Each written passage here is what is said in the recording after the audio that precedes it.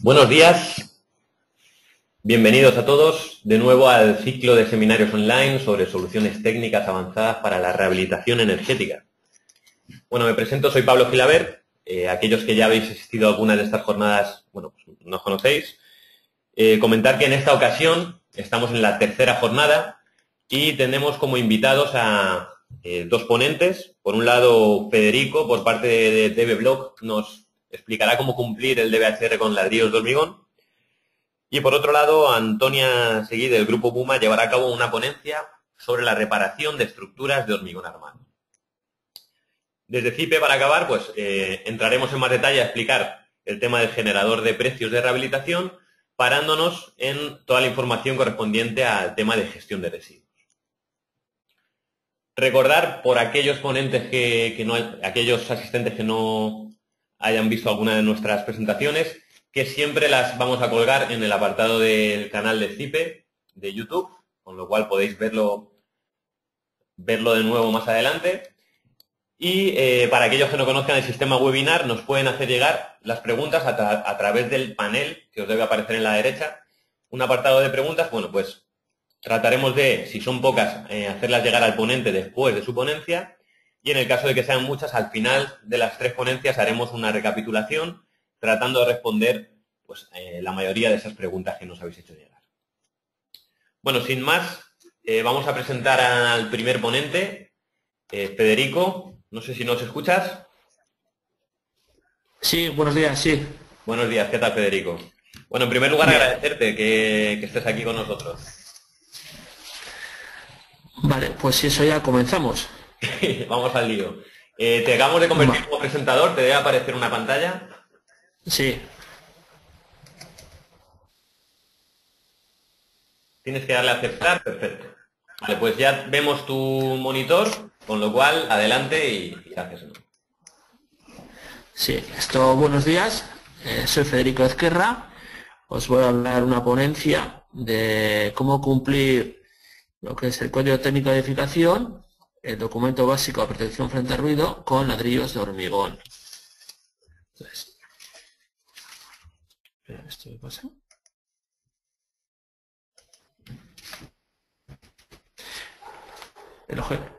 El objetivo de la presentación es presentar los componentes del sistema DB-Block, presentar los sistemas constructivos de DB-Block desde la perspectiva del código técnico de edificación en la protección frente al ruido, y vamos a hacer un caso práctico de una justificación del código técnico de edificación con DB-Block, por acción simplificada.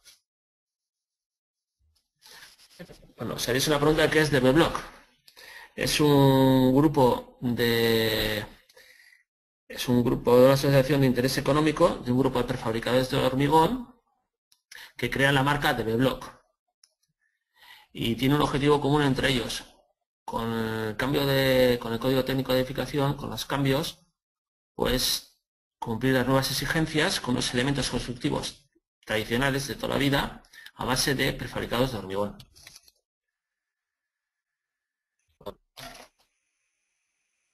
En Cataluña, GLS, también de Cataluña-Aragón. En el País Vasco está prefabricado Leciaga y prefabricado Sorobiego y Cochea. Delta Premorsa, Prefobirsa en Galicia, Rocacero en Cantabria y Asturias, Conorsa en Castilla y León, luego prefabricados Pren Sagra en Castilla-La Mancha, en Baleares y Pretensados y Cobay, Rialta en la Comunidad Valenciana y Murcia, y luego en la Comunidad de La Rioja, Navarra, prefabricados Adibor. Los productos: hay Geroblock tabique 38 decibelios, Geroblock perforado de 50 decibelios y Geroblock cámara de 50 decibelios o 55 decibelios.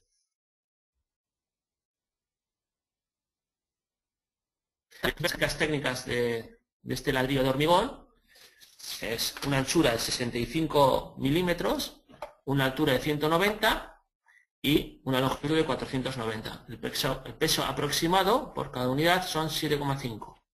Las características del ladrillo son una carga de rotura mayor de 5 newtons por milímetro cuadrado, resistencia al fuego 60 minutos, resistencia térmica 0,292, un aislamiento acústico de 38 decibelios.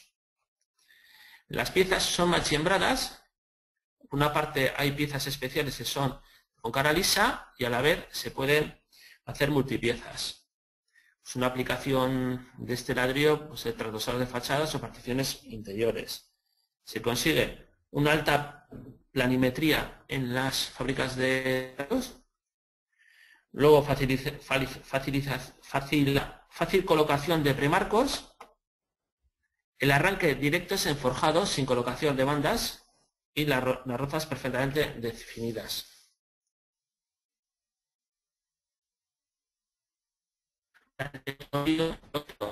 Las características técnicas, la anchura, 115 milímetros, lo que es la altura 90 y la longitud 240, el peso aproximado de 3,8. Otro también tenemos de longitud de 130, anchura, altura 90 y longitud 270. El peso aproximado es 4,2. Las características físicas y mecánicas, como podéis ver aquí en lo que es la transparencia, carga de rotura mayor de 5 newtons milímetro cuadrado, resistencia al fuego 240 minutos, transmitancia térmica menor de 1,20, resistencia térmica 0,527, aislamiento acústico 50 decibelios. Aplicación, cerramientos de fachadas, cajas de escalera, cajas de ascensor. Y aquí se pueden ver que ahí se puede hacer también piezas multiforma. Facilidad de rozas. Se puede realizar. De 120 de anchura, 100 y 250. El peso aproximado 4,2. Y el de 55 es 155 de anchura, 100 de altura y 250. Carga de rotura mayor de 5 newtons milímetro cuadrado, resistencia al fuego 240, transmitancia térmica menor de 1,20, resistencia térmica 0,579 y aislamiento acústico con el lucido de yeso 55 decibelios o 57 decibelios. Se puede ver que hay dos tipos de ladrillos, unos con caras planas, que se pueden hacer lo que es multipiezas con ellos. Enseñar los sistemas constructivos. Con estos elementos se puede hacer fachadas trasdosadas o ventiladas, elementos de separación vertical y tabiquería.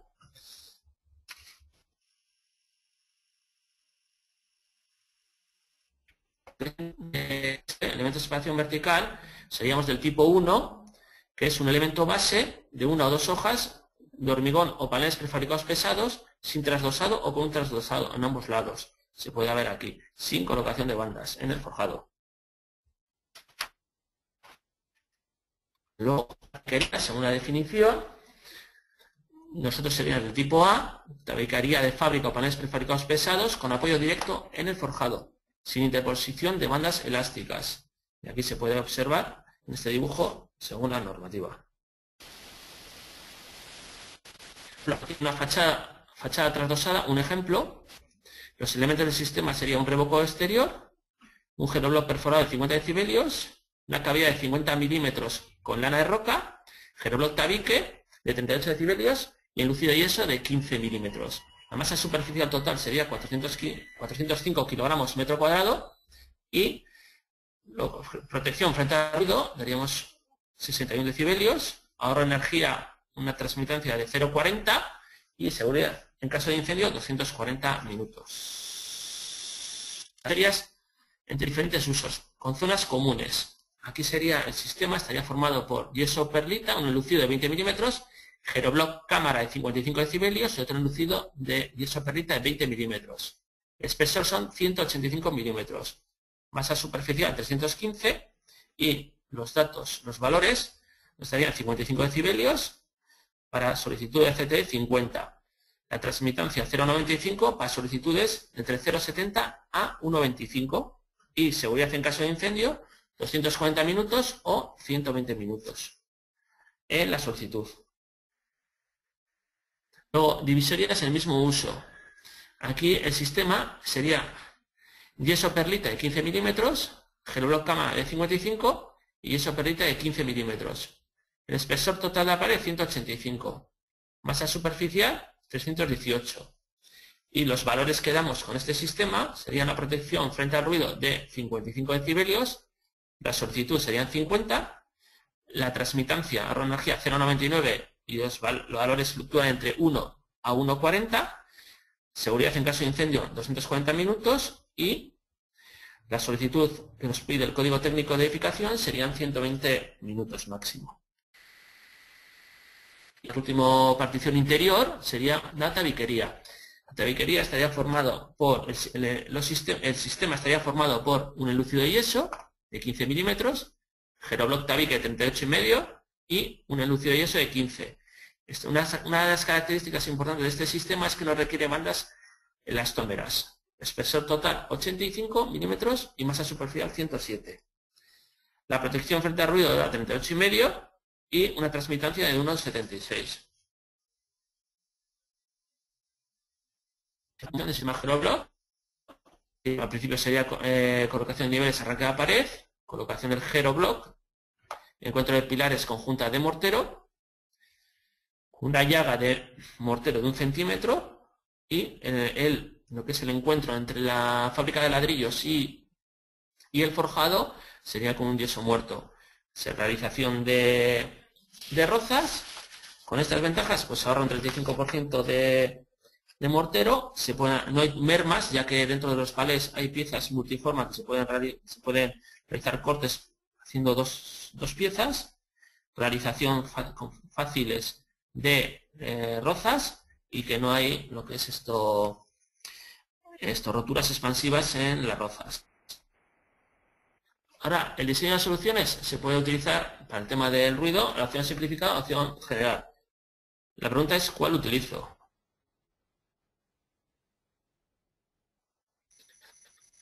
Si lo que se puede elegir una general y otra simplificada, sino una de las dos. La opción simplificada, como su nombre indica, es muy sencilla de aplicación. Se trata de lo que es de elaborar unos cálculos mediante unos datos que se disponen de ensayos. Las soluciones suelen estar sobredimensionadas y trata de aportar soluciones globales para todo un edificio. Y está lo que es diseñada para los cálculos para edificios preferentemente residenciales. La única pega es que no es aplicable a forjados de madera o mixtos de madera-hormigón. En cambio, la opción general es un poquito algo más complicada y laboriosa por su cálculo, ya que debe calcularse la solución entre parejas de recintos. Hay softwares de cálculo como el CIPE que simplifican esta tarea de dimensionado, porque ya contemplan dentro de sí la opción general o la opción simple. Los sistemas constructivos nuestros, por opción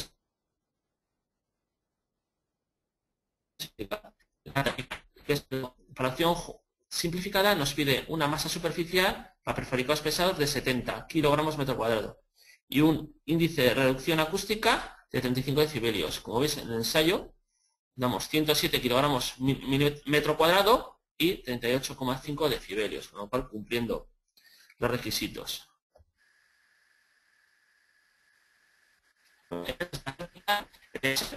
Si no hace falta trasdosado, pide unas características de una masa de 300 kilogramos metro cuadrado y un índice de reducción de 55 decibelios. Aquí en ensayo vemos que cumplimos con 330 kilogramos metro cuadrado y 55 decibelios, con lo cual se puede justificar mediante la simplificada.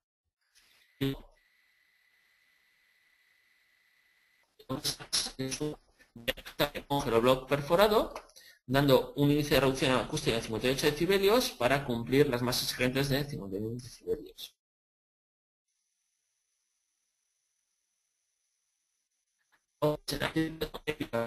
¿No? Entonces aquí, en las características exigidas, por ejemplo, para lo que es fábrica con apoyo directo, Geroblock tabique, por ejemplo, pediría 70 kilogramos metro cuadrado y 35 decibelios. Nosotros colocamos 107 y 38,5. Elementos de separaciones verticales entre recintos de una unidad de uso o cualquier otro edificio, las exigidas son 300 kilogramos y 55 decibelios. Entonces, nosotros en proyecto colocamos 330 y 55 decibelios.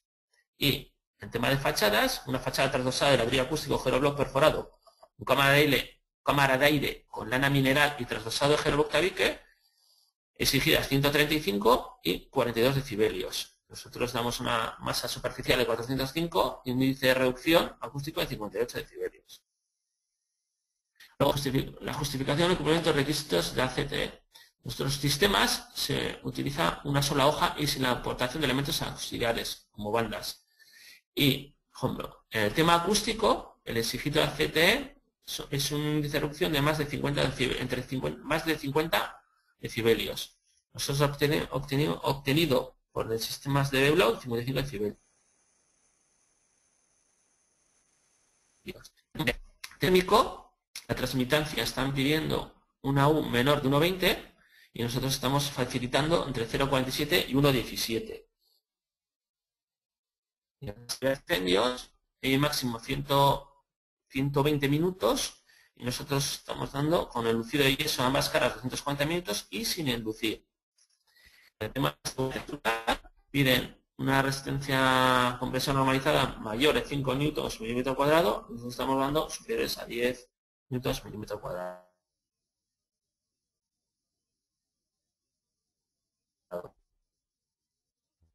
Pues una de las ventajas que no se requiere una modificación en la forma de construir, es una técnica constructiva común, la diferencia son los materiales.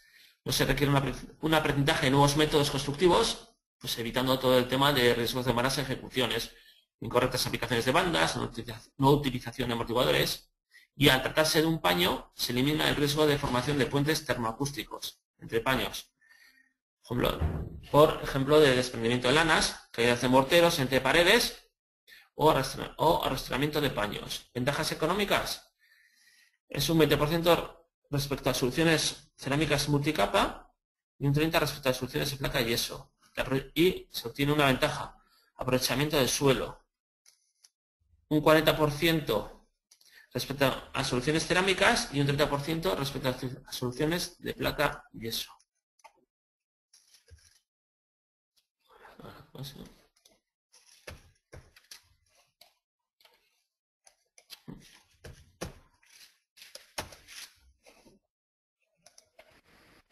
Bueno, con esto ya hemos acabado la ponencia.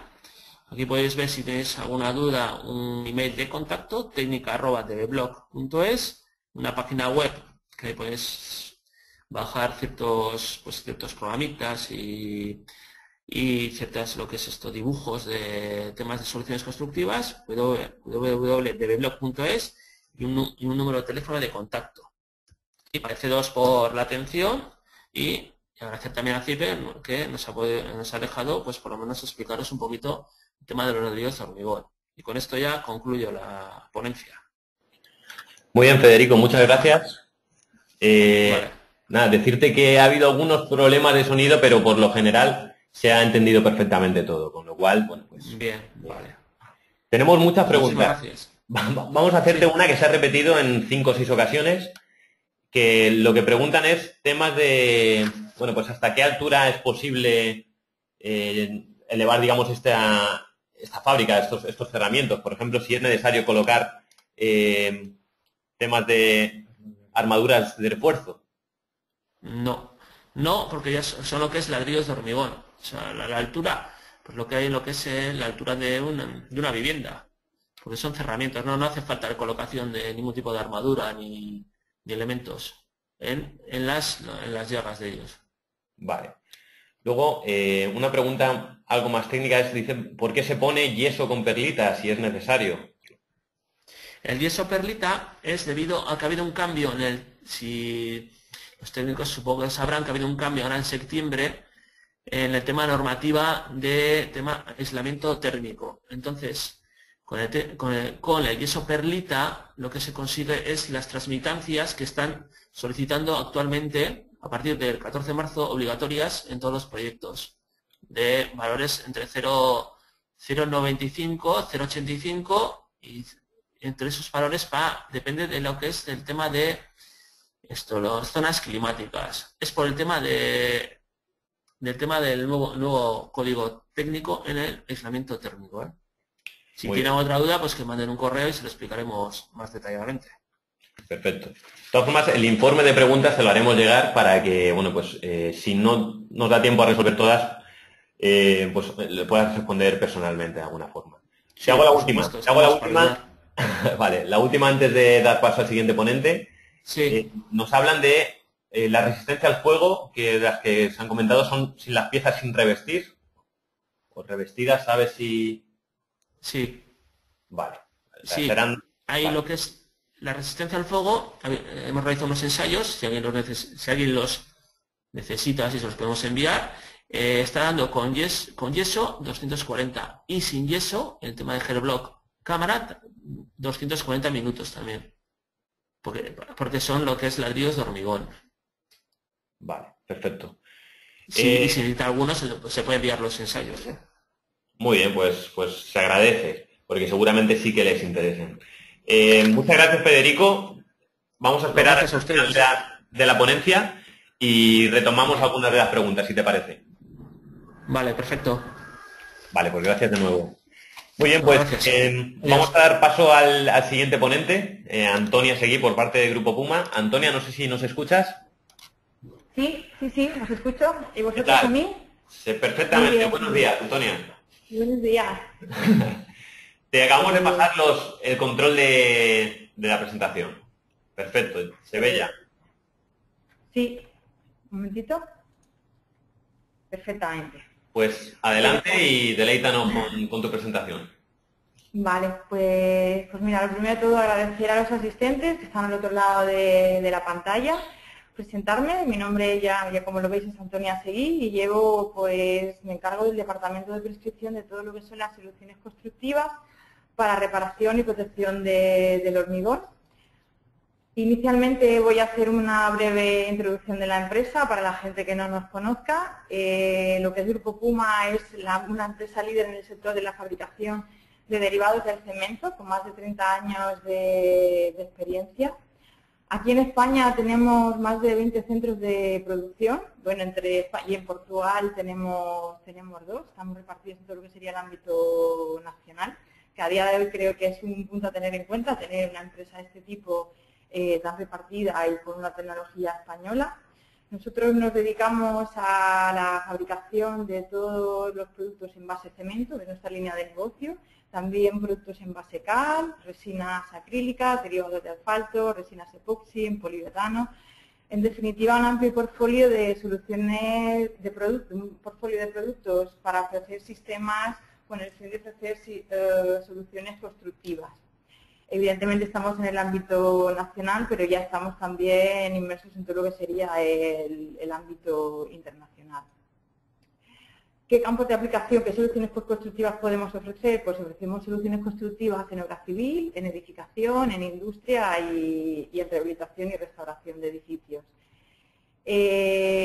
Todo lo que son las soluciones para reparación y refuerzos de estructuras, rehabilitación energética, incluso ahora nos estamos iniciando en todo lo que son los temas de geotermia, todo tema de soluciones para pavimentos, impermeabilizaciones de todo tipo, tanto de depósitos, cubiertas, son amplias soluciones constructivas para este tipo de soluciones. Luego protección y decoración de fachada, sistemas de aislamiento por el interior, también en lo que es la rehabilitación energética ofrecemos sistemas para hacer la rehabilitación energética por el exterior. Y luego, posteriormente, pues también hacemos soluciones para restauración de monumentos con todo lo que es la línea de muestra de morteros de cal hidráulica natural. La empresa consta con un laboratorio de I+D+I, un laboratorio central dedicado a la continua investigación de productos nuevos y desarrollo y mejora de lo que tenemos, de los productos actuales. Y luego, pues evidentemente, cada sede, esos 20 centros de producción que tenemos a nivel nacional, pues constan de un laboratorio de control de calidad de todos los productos que se fabrican en cada planta. ¿Con qué contamos? Pues contamos con una asistencia técnica para el cliente final, bien sea direcciones facultativas, aplicadores, clientes, colegios técnicos, donde ofrecemos asistencia en obra, prescripción y formaciones técnicas como la que estamos haciendo hoy, pues bien sea online o bien físicamente, y demostraciones que podemos hacer de todo lo que son los productos. Se nos caracteriza, los clientes nos conocen porque estamos pues cerca del cliente final, bien sean direcciones facultativas o bien sea el propio aplicador que no necesite estar en la obra. Sin más, simplemente quería dar una visual de lo que era la empresa, pues ahora voy a iniciar un poco lo que es mi jornada, que se va a basar en las técnicas de reparación y refuerzo y protección del armado. Evidentemente siempre voy a hacer referencia a una norma, que es la norma UNE, la 1504, que es la que regula todos los productos y todas las técnicas a utilizar en este tipo de intervenciones. Una breve introducción de la norma simplemente y luego voy a poner un ejemplo práctico aplicado a la normativa para que se vea un poco pues, cómo aplicamos los principios, en base a cómo hacemos las prescripciones, porque es una norma bastante compleja. Más que una norma yo le diría que es un normón, y son una cantidad de folios a leer y es bastante compleja. Consta de 10 partes en los que en esos 10 documentos pues, se definen los productos y los métodos a seguir para la reparación y protección de las estructuras de hormigón, y también queda muy definido la ejecución de los trabajos para tener una mayor durabilidad en ese tipo de trabajos, que en realidad es lo que nos interesa, ¿no? Que la durabilidad sea mayor. Son obligatorias desde el 2009. Ahí simplemente una visual de cuáles son los documentos. Como cualquier norma, pues tiene un primer documento que describe términos y definiciones de normativa. El documento número 8 hace referencia a los controles de calidad que debe tener el fabricante. Es un documento que solo nos afecta a nosotros de la evaluación de conformidad de los productos y del marcado C que deben tener ese tipo de productos. La norma número 9 es una norma de consulta, es decir, es donde se definen todos los principios y los métodos que podemos utilizar y productos para poder hacer ese tipo de intervenciones. Del documento número 2 al documento número 7 simplemente afecta a los fabricantes, igual que el documento número 8, porque es donde se proporciona las especificaciones que deben tener los productos para hacer las intervenciones. Y en el documento número 10 pues hay una información sobre cómo aplicar estados del soporte, temperaturas de aplicación, rugosidades, toda una serie de pautas que hay que tener en cuenta para tener una buena aplicación y un control en los trabajos de obra.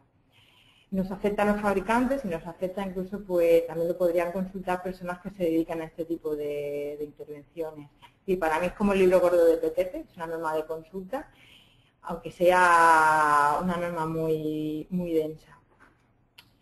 En el documento número 9, como veis ahí, que es los principios básicos, donde enumera lo que son los principios básicos para el uso de los productos o de los sistemas, la norma nos define perfectamente cuáles son las degradaciones del hormigón, y nos define que hay 6 grandes familias. No voy a entrar en cada una de ellas porque podríamos tener una jornada mucho más extensa.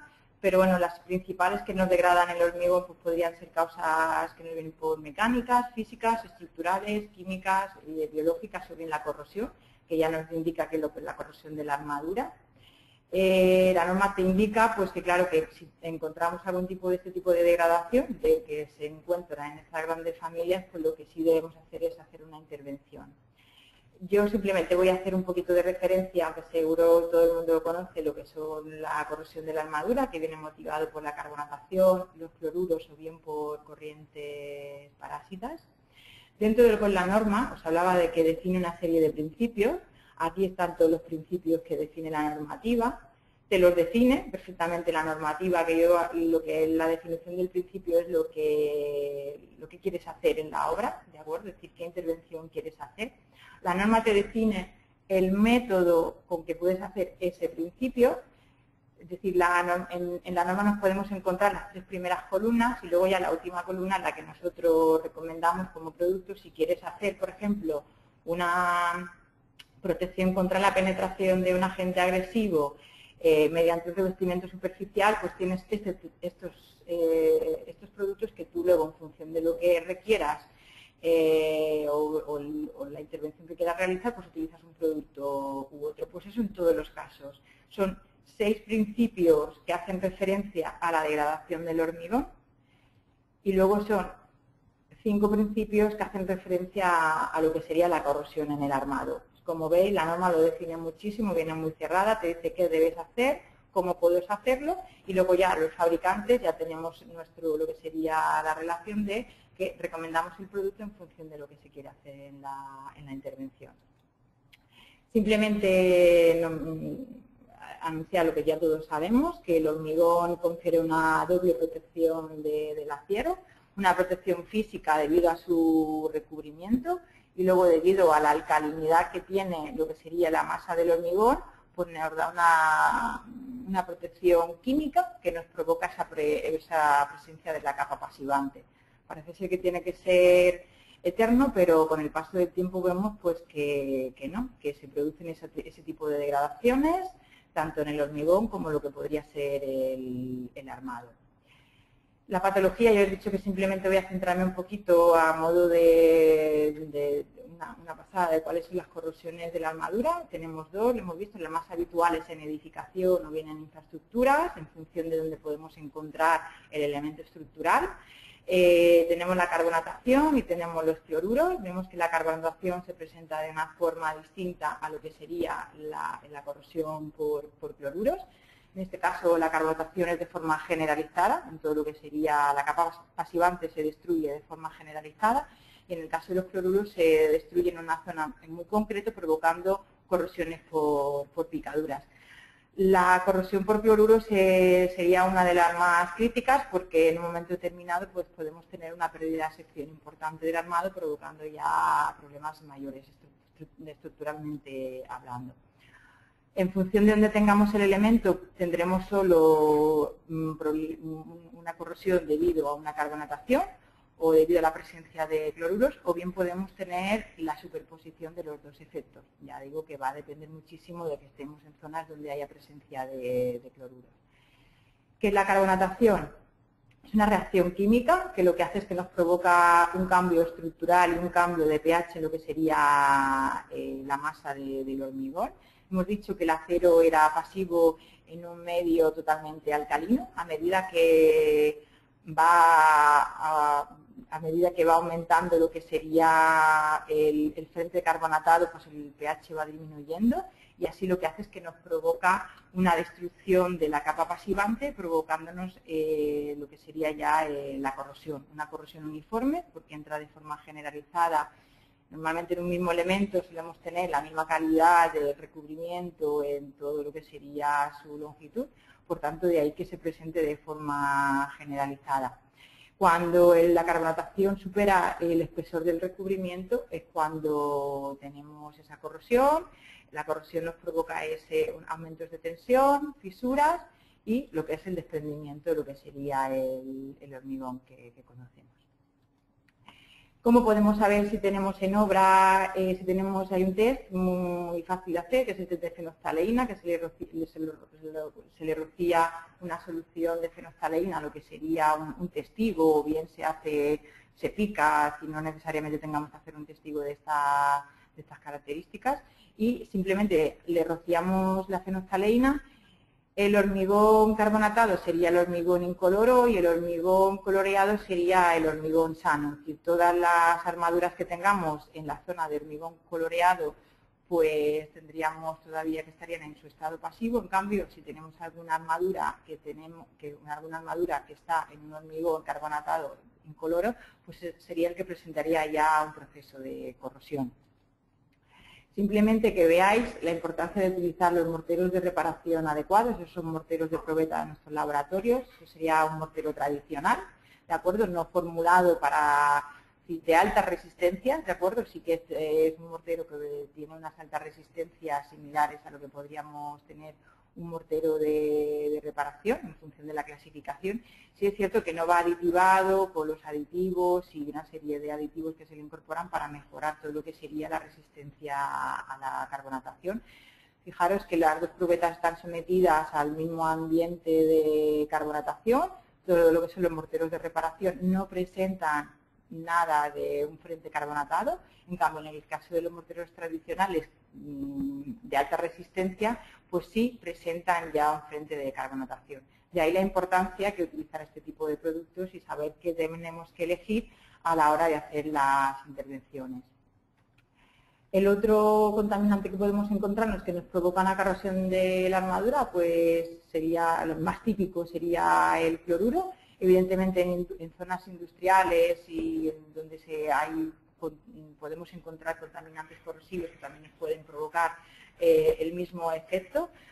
Pero lo más habitual en edificación pues serían los cloruros, que están en zonas de ambientes marinos o bien en zonas donde hay sales de hielo y deshielo, las sales fundentes, que también nos puede provocar la penetración de ese tipo de agente corrosivo. Lo que hemos dicho antes, lo que hemos visto en el diagrama inicial, los cloruros pueden presentar un proceso de corrosión, pero por picaduras, haciendo una pérdida de sección bastante crítica. En definitiva, una corrosión por carbonatación, si tenemos un aporte de CO2, si tenemos un aporte evidentemente de humedad, porque es lo que se necesita para que se produzca ese efecto, la reacción electroquímica, lo que sería en el armado, pues vamos a tener un frente como si fuera un frente que va avanzando de forma continua y uniforme por igual, afectando a lo que sería todo lo que sería el armado de ese elemento. Y en el caso de los cloruros, pues podríamos tener pues incluso armados en buen estado y armados que ya vendrían afectados por el inicio de corrosión. Sin más, simplemente quería definir un poquito lo que define la norma en el documento número 9, que si tenemos este tipo de patologías, bien las de degradación de hormigón o bien sean las que podemos encontrar por la corrosión en el armado, pues tenemos una serie de principios, que esos principios nos definen el método que queremos utilizar y en función del método elegimos el producto. Ahora sí voy a poner un ejemplo práctico que hemos llevado a cabo hace ya unos meses, el año pasado. Siempre hago referencia al documento número 9, que es el documento de consulta, que yo os digo que es muy bueno para incluso los técnicos que se dedican a este tipo de intervenciones. La norma nos dice que hay una serie de fases, nos indica qué pautas debemos seguir para hacer una correcta intervención.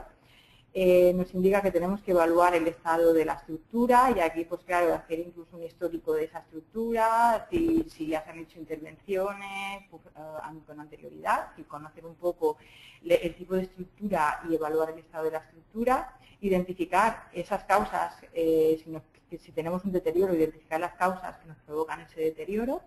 Y una vez que tengamos claro pues el estado y las causas, pues sí que tenemos que definir pues unos objetivos, si lo que queremos hacer, si reparar, reforzar en el caso de que tengamos que reforzar algún elemento y luego posteriormente proteger. Si mucha gente se olvida de la protección, pues la protección es sumamente importante en este tipo de intervenciones. Cuando tenemos claro esos objetivos, mediante esos principios que nos define la norma, definimos los principios, cómo quiero hacerlo, y en función de cómo quiero hacer esa actuación, pues ya defino lo que serían los productos o los sistemas para llevar a cabo ese objetivo que quiero hacer. Y luego, por último, evidentemente, la norma nos define que tenemos que tener unas ciertas especificaciones de condiciones de mantenimiento para una mayor durabilidad, evidentemente, que es lo que realmente se pretende, sobre todo en estructuras de hormigón. Esto, bueno, voy a poner un ejemplo son los edificios La Estrella. No sé si alguno que nos está viendo es de la zona de allí de Asturias, de Gijón, o conoce este edificio. La fecha de construcción son de finales de los años 70. Su construcción se hizo sobre un solar donde estaba la cervecería La Estrella, de ahí su nombre, los edificios La Estrella. También su forma es particular, visto desde arriba, pues tiene una forma de estrella. Están constituidos por 17 plantas, ¿de acuerdo? Si lo veis ahí, aparte, son los edificios que están bastante expuestos en el ambiente, tienen un ambiente bastante agresivo, mucha humedad, hacia el norte, ambiente marino, y también disponen de un sótano para uso de garaje. Su estructura, aquí no se ve, pero bueno, su estructura está formada por una serie de pórticos de hormigón armado, con pilares realizados in situ y unas vigas prefabricadas. Se realizó un estudio para evaluar un poco las lesiones que se veían, sobre todo se hizo inicialmente de los pilares de la planta baja y el sótano y de las vigas de la planta baja. en todos ellos que se observaban con una cierta lesión y elementos que presentaban corrosión de armadura de hormigón. ¿Qué se observaba sin más antes de hacer ningún tipo de estudio en colaboración con un laboratorio externo que estuvimos ahí? Bueno, pues se observaba una serie de lesiones, como podéis ver ahí en las fotografías. Teníamos armados a la vista, sin recubrimientos, unos más, otros menos, pero bueno, ya llegaba a un nivel de escamación bastante importante. Se presentaban diversos grados de oxidación en las armaduras, evidentemente, pues por ese grado distinto de escamación, en función de lo sometido a ambiente agresivo que hubiera estado ese elemento, pues unos presentaban unas lesiones más avanzadas y otras presentaban unas lesiones menos avanzadas. Y en algunos de ellos pues presentaban una serie de fisuras y agrietamientos en los pilares que coincidían con la trayectoria de la armadura asociada. No se veía ninguna lesión grave de forma externa, pero ya simplemente por ver ese tipo de fisura y cómo se mapeaba sobre lo que era el elemento, pues ya nos indicaba o ya lo asociábamos a un fenómeno de corrosión interna. ¿Qué hicimos? Bueno, pues tampoco puedo entrar mucho en profundidad en el estudio patológico, pero bueno, que sepáis que se cogieron evidentemente una serie de pilares, prácticamente una serie de pilares, se realizaron una serie de catas, se estudiaba el diámetro de las armaduras y evidentemente se observaba que ahí donde el hormigón carbonatado no había superado el recubrimiento, pues teníamos una armadura sana. Y también pues que se presentaban, en muchos de los pilares se presentaba ya un avance de carbonatación bastante importante. Se realizó también un ensayo en el laboratorio para ver la concentración de cloruros debido al ambiente tan agresivo y cerca del mar que presentaban este tipo de edificios. Y se ve que en casos pues superaban el umbral. Y luego pues también se realizó ensayos de porosidad.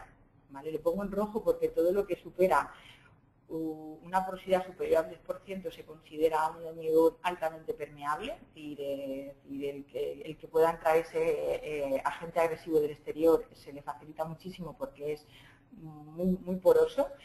Si hormigones entre un 5 y un 10% se consideran con una permeabilidad media y hormigones medios, y ya inferiores a un 5%, pues ya podemos considerar que son unos hormigones desde el punto de vista de la porosidad pues ya mucho mejores.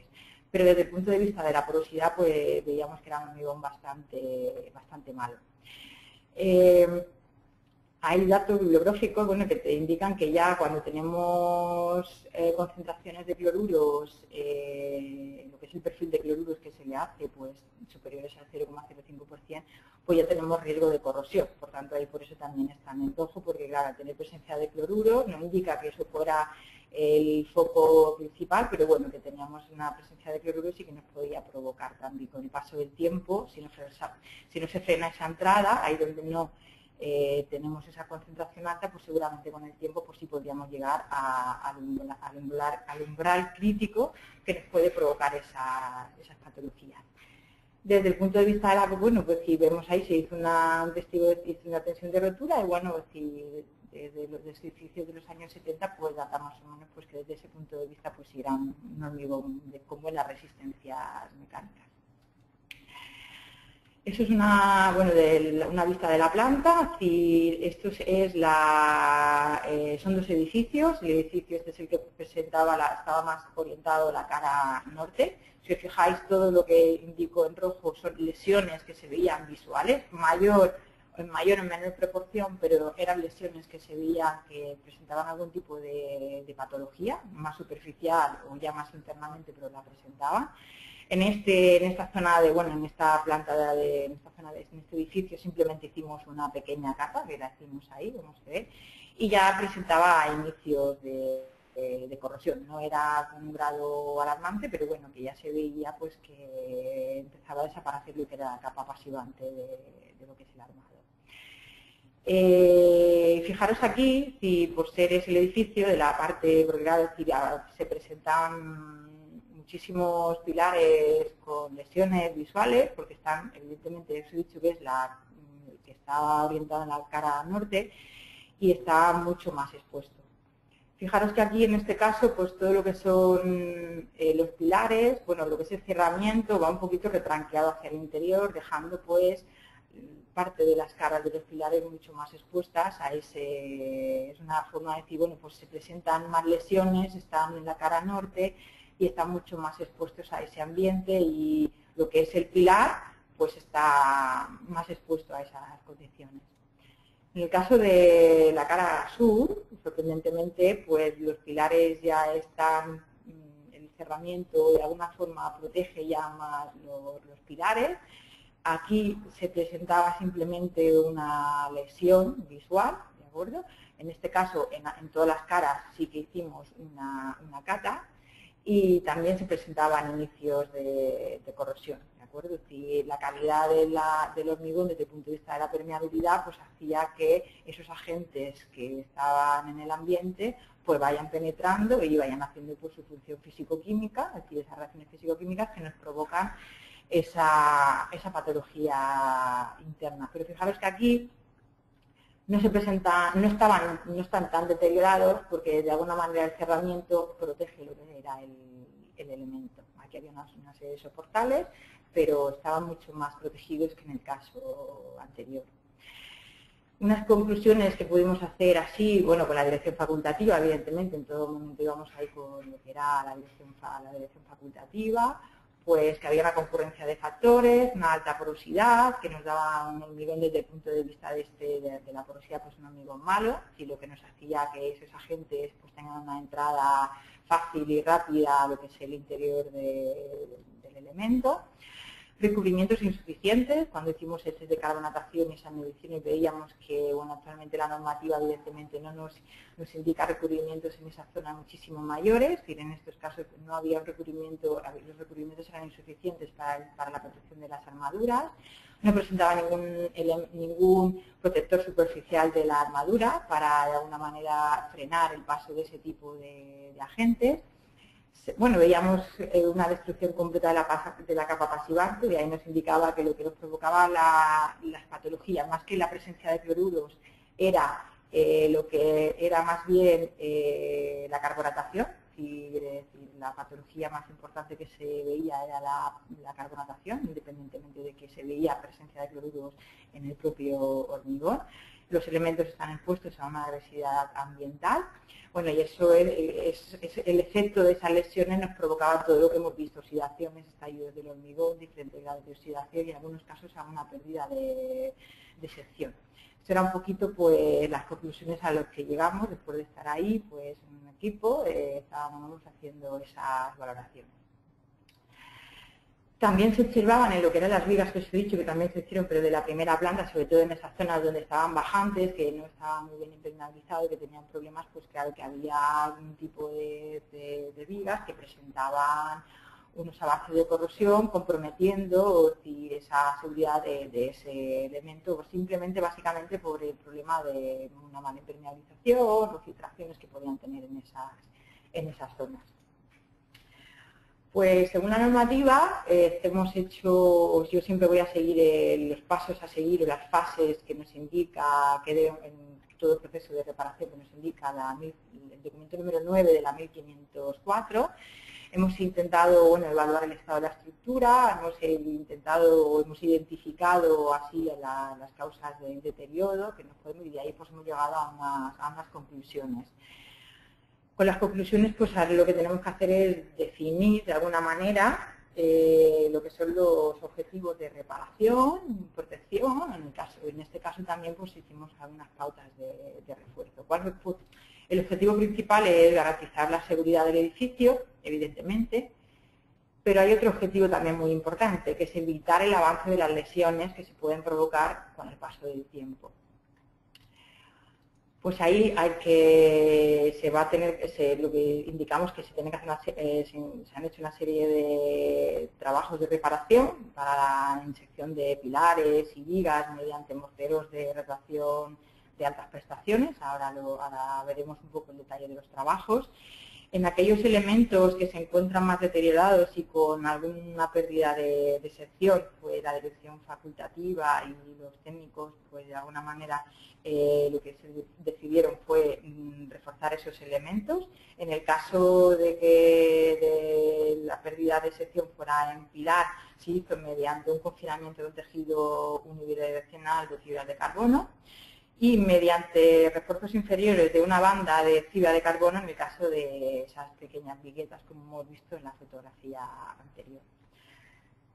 Luego lo pongo en rojo porque hay que proteger esos elementos. Muchas veces reparamos, reforzamos, pero nos olvidamos de proteger. Todos los elementos, incluso aquellos elementos que no se reparen porque están en buenas condiciones, pues es conveniente de alguna manera repararlos para evitar el avance de las lesiones. Ahí donde todavía no hay una lesión, pero tenemos un hormigón que presenta una alta porosidad y que posiblemente tenga presencia de cloruros en un umbral todavía que no ha llegado al crítico, si no protegemos la entrada del CO2, que nos, de alguna manera, hace que la carbonatación avance y que no frenemos la entrada de los cloruros, pues seguramente en unos años tengamos problemas, no en los elementos que hemos reparado y reforzado, pero sí en otros elementos que no se había intervenido. Y ya es la norma nos dice pues que hay que hacer una evaluación de toda la estructura y hay que pensar en reforzar, reparar y proteger todos los elementos. Ya digo, con la protección lo que hacemos es frenar el avance de las patologías y que las intervenciones que hagamos sean muchísimo más duraderas. Luego lo que te dice, bueno, hemos evaluado, hemos identificado y hemos definido, pues ahora, en función de lo que queremos hacer, pues tengo que ver qué quiero hacer según la norma o los principios, por llamarlos como yo lo determina, qué método voy a utilizar y qué productos me puede recomendar la casa comercial, tanto Grupo Puma como cualquiera de los que estamos en el sector de este tipo de intervenciones. Pues eso es un poco el ejemplo práctico de todos esos 11 o 12 principios que engloba la normativa. Si en este caso práctico, pues tenemos desde el punto de vista de la degradación del hormigón tenemos 3, ¿de acuerdo? Y desde el punto de vista de la armadura, pues tenemos 2. En total, en este caso práctico, podríamos decir que según la normativa tenemos que aplicar estos 5 principios. Tenemos que proteger la armadura, y desde el punto de vista de la armadura tenemos que hacer según el principio número 11, tenemos que hacer un control de áreas anódicas. Básicamente eso es pasivar, lo que pasa es que a la normativa le gusta llamar a las acciones de una forma bastante, es decir, se complican con la terminología. La norma nos dice que tenemos 3 métodos para hacerlo. Lo podemos pintar con revestimientos que contengan pigmentos activos, lo podemos pintar con un armado mediante revestimientos de barrera de vapor, que serían básicamente las pinturas, los pasivantes y los recubrimientos epoxi, o también lo podemos hacer mediante una aplicación de inhibidores de corrosión. La norma nos dice que podemos hacerlo de 3 maneras.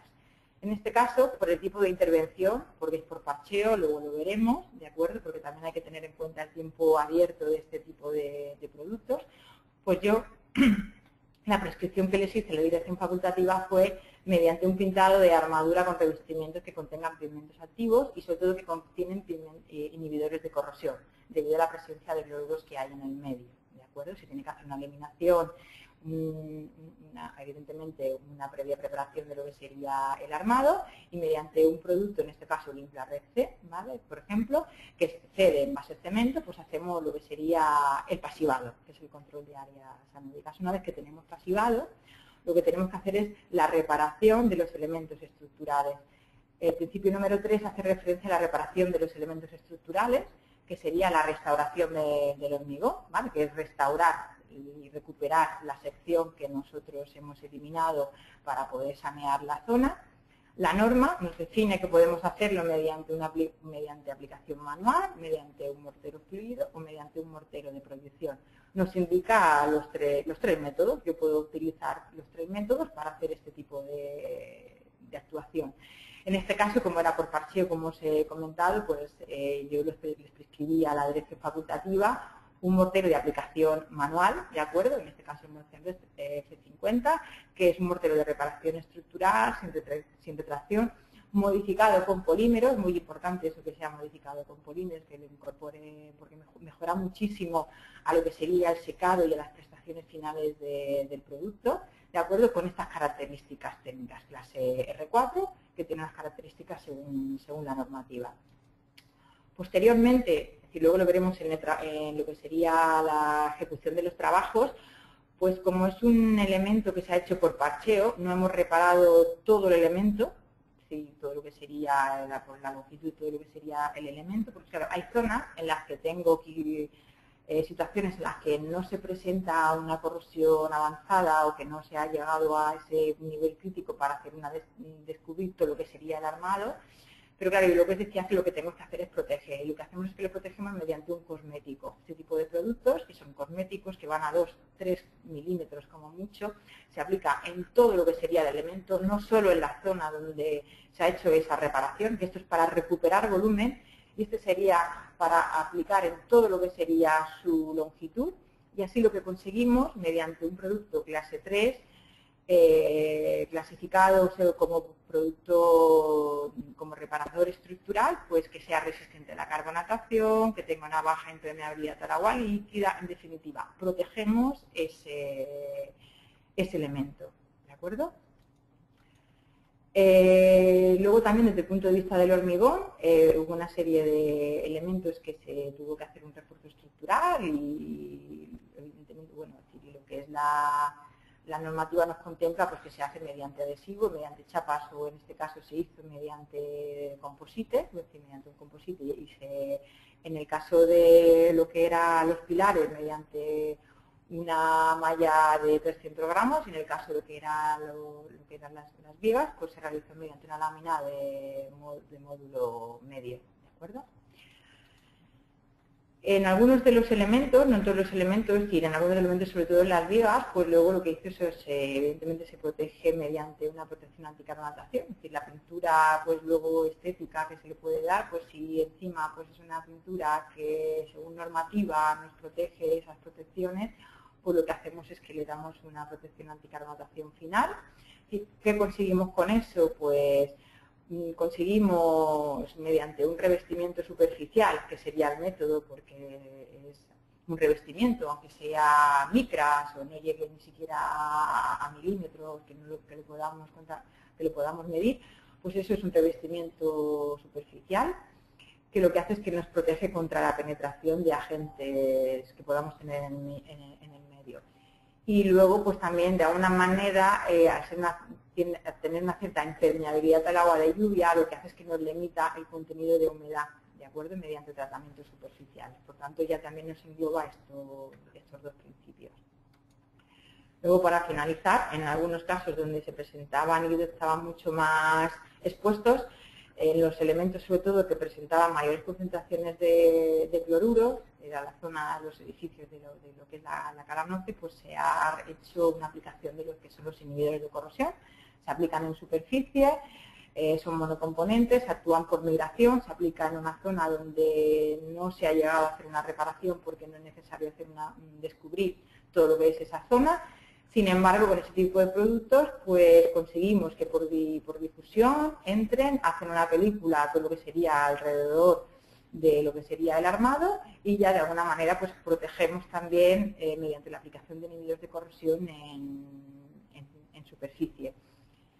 En el mercado hay varios tipos de inhibidores de corrosión, básicamente químicamente se diferencian por ser aminoalcoholes o aminocarboxilatos y simplemente hay que tener en cuenta que en función de las concentraciones de cloruros pues utilizar un aminoalcohol o bien un aminocarboxilato. Los aminoalcoholes en presencia de cloruros, si ya tenemos concentraciones superiores al 0,8, 0,9% de lo que serían cloruros ya no serían efectivos, ya nos tendríamos que ir a lo que son los aminocarboxilatos, que tienen un mayor poder de desplazamiento de esos iones que se instalan a lo que sería alrededor del armado. ¿Cómo ejecutamos un poco los trabajos? Es decir, hemos visto la normativa, hemos evaluado la estructura, el deterioro, lo que queríamos hacer y luego mediante una reunión con la dirección facultativa, pues la prescripción que yo les hice fue eso para cumplir un poco lo que es el protocolo o las fases a seguir por la normativa. Aquí se van a ver un poco la ejecución de los trabajos. La ejecución de los trabajos que tengo son fotos de lo que es el edificio sur. Empezamos por el edificio sur. La cara norte la estamos ejecutando también, la estamos terminando ahora, pues es una obra que ya llevamos bastante tiempo en ella. Pero bueno, aquí ya sí que entramos en lo que sería el documento número 10, ese que hacía referencia a los controles, a los trabajos de obra, ¿de acuerdo? De todas formas, la reparación del hormigón consiste en tener una serie de pasos a tener en cuenta y no podemos saltarlos ninguno. Es delimitar la zona, picar y eliminar esa zona contaminada que nosotros veamos. Tampoco es cuestión de eliminar y empezar a descubrir y dejar el elemento totalmente ahí con un pequeño núcleo de hormigón, porque podría ser en algunos casos muy crítico. Y luego ya entramos en lo que sería el proceso de reparación. Es el pasivado del armado, la regeneración con un mortero de reparación, acabar con un mortero estético siempre, o siempre sería mi recomendación, y luego ya aplicar o bien un mortero estético o una capa protectora. También va a depender muchísimo de dónde va a estar ese elemento, y si va a estar sometido a muchas mayores inclemencias. Aquí vemos, bueno, es decir, lo que os decía son el picado y la demolición de las cargas, lo primero de todo en los pilares, de lo que es lo que era el edificio sur, es el que estaba también en mejor estado, pero bueno, son las fotografías que tengo.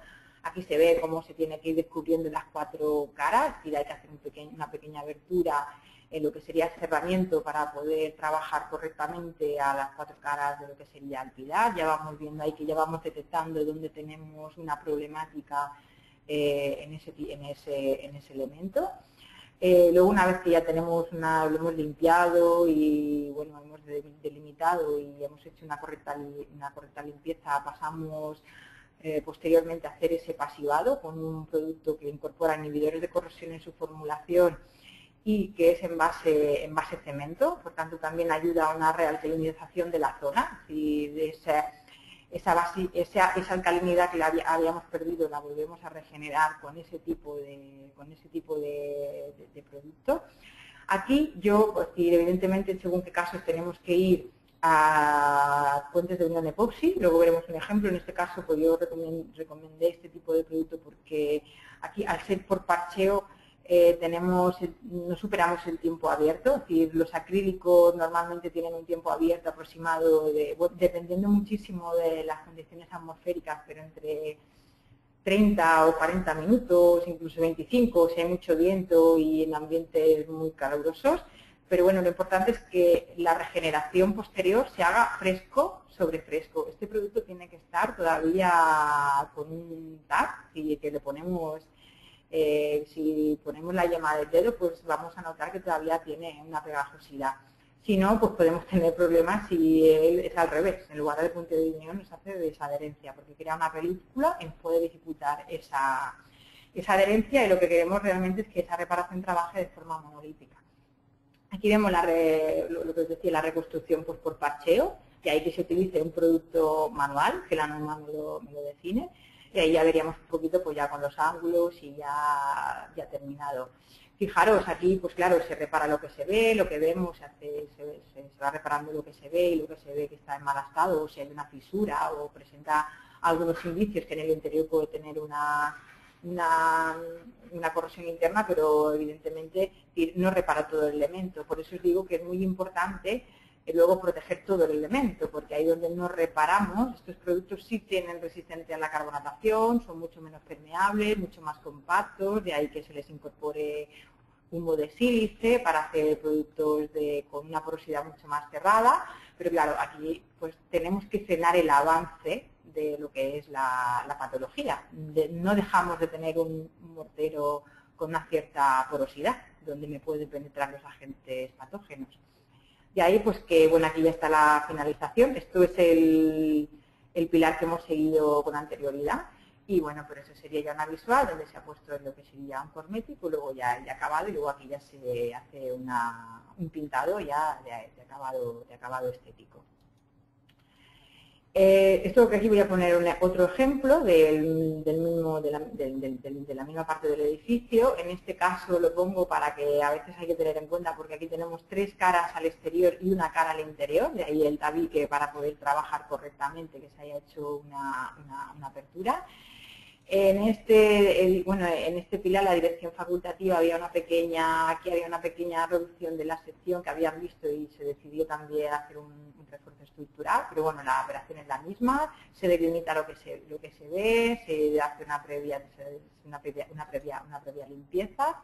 Aquí ya se ve una visual de lo que sería que para poder llegar incluso detrás del armado, es decir, un correcto pasivado y puente de unión, ese acrílico que todavía tiene que tener TAC a la hora de nosotros ir con nuestro mortero texotrópico de aplicación manual. Ahí sería otra imagen de la aplicación. Fijaros que siempre vamos hasta forjado, ¿vale? Es decir, no termina en lo que sería la parte superior de la acera o de la acera. Hay que ir hasta forjado para poder hacer una correcta reparación del elemento, y ahí se ve una visual ya pues también de lo que os indicaba, que es una reparación pues por parcheo, y en este caso pues ese tipo de productos son los idóneos con aplicación manual. Ahí es una preparación del producto, porque se tenía que hacer la superficie y una imprimación de una epoxi, porque aquí ya se ve el refuerzo mediante el confinamiento de fibras de carbono unidireccionales. Tenían un gramaje de 300 gramos, ¿vale? Y ahí bueno, simplemente se ve la forma de aplicar que se llevó a cabo. Se observa perfectamente un espolvoreo de árido de sílice, ¿de acuerdo? Para mejorar el agarre de todos los productos que se aplican posteriormente. El refuerzo lo calcula la dirección facultativa y simplemente se hacía a 1,80. En los cálculos estos simplemente, si nosotros aportamos el tipo de producto que requería, pero el refuerzo lo calcularon lo que era la dirección facultativa que dirigía el proyecto de reparación. Y aquí lo pongo porque, claro, os he dicho que había 3 caras al exterior y una a lo que sería el interior, y evidentemente pues lo que es una de las limitaciones que tienen este tipo de sistemas, la resistencia al fuego, y según normativa pues aquí se aplicó sobre lo que es la cara interior un mortero con una resistencia al fuego según normativa, según el código técnico, RF90, y ahí se ve pues una visual de lo que es el mortero con resistencia al fuego. En la parte inferior, una vez ya que se hizo todo el enlucido de todo el elemento, pues sí le aplicamos un protector para evitar un remonte capilar, ¿de acuerdo? Y protegerlo de lo que es el remonte capilar. Ahí ya se ve que ya empezábamos el elemento terminado y ya pues procedíamos a hacer el cerramiento, ¿de acuerdo? Y ahí, aquí en la parte inferior veis que se ve perfectamente la zona, unos 15-20 centímetros por debajo del acero, que justo ahí en el forjado, pues para evitar remontes capilares y que nos puedan provocar problemas posteriores. ¿Vale? Y aquí ya se ve el cerramiento, se da el lucido final y ya el acabado final. Esto es un interior, simplemente aquí lo pongo porque la operación es la misma, se hace el picado, la demolición, la reparación. Voy a ir pasando a estas un poquito más rápido porque el proceso clásico es el mismo en la aplicación manual. Ahí se ve ya la regeneración de lo que es el producto. Ahí también iba con un refuerzo, fijaros que también siempre se va hasta lo que sería la base del forjado. Y ahí pues ya vemos la aplicación de lo que sería la fibra de carbono. De nuevo tenemos ahí una posible protección frente a posibles remontes capilares. Esto es un pilar que estaba en un interior y se ve ahí pues lo que es la protección con una placa de resistencia al fuego para cumplir lo que es el código técnico. ¿Veis? Y ahí ya se ve todo lo que sería el elemento finalizado. En el caso de las vigas, que eran unas vigas así ya de 50, y no tenían una sección muy elevada, pero también presentaban unos indicios de una sección reducida, pues nada, ahí se ve simplemente es la preparación de las láminas, decir, el pegado de las láminas, en este caso el momento que se aplica de forma, es un paso, es el más crítico de este tipo de aplicación de sistemas, puesto que debemos asegurarnos un perfecto pegado entre la lámina y el adhesivo, no nos pueden quedar ninguna burbuja de aire, ¿de acuerdo? Y luego se le vuelve a hacer tipo sándwich, se le aplica una pequeñita capa de otro tipo de epoxi, no la que se utiliza para hacer el pegado del laminado, puesto que esas son de características totalmente distintas. Se le aplica una capa para hacer un anclaje mecánico, ¿vale? Un poco de arena de sílice para luego poder tener un correcto anclaje de lo que serían los revestimientos de acabado. Perdón. Aquí se ve, bueno, eso es la fotografía que habíamos visto inicialmente, se veía la vigueta cerca de lo que era la bajante, que presentaba problemas, también se decidió hacerle ese tipo de intervención, pero primero evidentemente se hace un descubrimiento, se hace el pasivado, se hace la regeneración del elemento. Aquí ya se ve el elemento reforzado con la lámina de carbono, de módulo medio, en este caso simplemente era un módulo medio. Y ahí ya se ve lo que es el elemento totalmente reparado y reforzado y ya protegido, evidentemente. Aquí en este caso sí que se protegió mediante un revestimiento continuo que fuera resistente pues a la entrada de agua líquida, ¿vale? Que fuera más bien que sea totalmente transpirable para que deje transpirar todo lo que es el elemento, pero sí en este caso que sea impermeable al agua líquida. Resumiendo un poco, bueno, pues aquí hemos visto, por eso en el mercado si encontráis, si la norma nos define que podemos tener diferentes tipos de aplicación, como tenemos aplicación manual, aplicación por proyectado, por fluido, pues en el mercado pues os encontráis diferentes productos que se pueden aplicar manual o proyectado. En nuestro caso, pues todos los manuales también se pueden proyectar de diferentes espesores. Se pueden hacer por vertido, los hay de fraguado normal, los hay de fraguado rápido, en función del espesor que vayamos a hacer la reparación, pues yo siempre recomiendo, si es más cortical, más superficial, pues se puede hacer perfectamente con un mortero rápido para de alguna manera tener esas reparaciones más rápidas. Ya cuando vamos a espesores ya mucho más profundos, para un mejor fraguado, yo siempre recomiendo que sean de fraguado normal, pero bueno, en algunos casos determinados se requiere fraguados rápidos. Tenemos una cierta clasificación y tenemos un tipo. Este tipo, yo no sé si sabéis lo que significa tipo PCC o tipo CC, parece que no, pero es importante, es decir, este tipo de clasificación o tipo, más porque la clasificación se va según lo que es las prestaciones técnicas que tiene, mecánicas y técnicas que tiene el producto. Que tengamos un producto PCC o CC indica que están mejorados con polímeros, ¿de acuerdo? Con un tipo de resinas. Las resinas evidentemente nos mejoran un poco las prestaciones, pero los productos bien formulados pues también podemos tener el R4 sin incorporamiento de resinas. Sí es cierto que la resina lo que mejora es la resina es el comportamiento del fraguado. En zonas donde tengamos una desecación fácil o que tengamos ambientes calurosos, yo siempre recomiendo productos tipo PCC porque la resina hace como una especie de film superficial y de alguna manera hace que el fraguado sea correcto y no tengamos ningún mapeado superficial debido a una desecación rápida. Cuando utilizar, por ejemplo, un envase CC, pues nosotros lo tenemos pero en el caso de vertido. ¿Por qué? Porque siempre va confinado por un encofrado y el encofrado ya hace que no se libere tan fácilmente, ya hace la misma función que te hace lo que serían los aditivos poliméricos, pero en definitiva, es decir, eso ya en función de si hay mayor o menor humedad, mayor o menor viento, un interior o un exterior.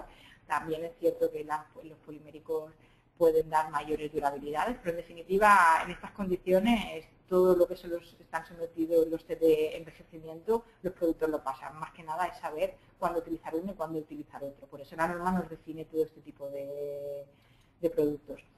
Reparadores podemos tener 4 tipos, como hemos visto ahí, simplemente que sepáis que los reparadores R4 y R3 son los que se utilizan para reparaciones estructurales y los reparadores R2 y R1 son los que se utilizan para reparaciones no estructurales, ¿de acuerdo? Diferencias son muchas, yo digo que la normativa es muy densa, pero simplemente quedaros en las más importantes, es las diferencias que podemos encontrarnos entre no estructurales y estructurales, y dentro de los estructurales la resistencia a compresión, la resistencia a adherencia y el comportamiento que tiene ese producto sobre el soporte. Fijaros también que en el test de carbonatación solo se lo exige la normativa, de alguna manera es exigente con los estructurales, en cambio con los no estructurales pues no es exigente. Por eso digo que los cosméticos que sean R3 para dar una mayor protección a todo lo que es el elemento, porque tienen las mismas clasificaciones con lo que nosotros tiene la misma clasificación, diferente aplicación, pero tiene una clasificación también incluso hasta de protección. Simplemente que sepáis que hay que elegir el producto lo más similar al soporte existente en prestaciones y en comportamientos dimensionales que se le dice. Cuándo utilizar un mortero tisotrópico a llana o cuándo utilizar un mortero por vertido por bombeo, pues en función de lo que vayamos a hacer. En estas situaciones es fácil hacer una aplicación manual, pero en estas situaciones, sí, yo he estado con muchos aplicadores, evidentemente no aplico, pero a punta de paleta o con una aplicación manual sería complicado regenerar este tipo de elementos. Es mucho más fácil aplicar lo que sería un encofrado y hacer un vertido de un producto fluido, ¿de acuerdo?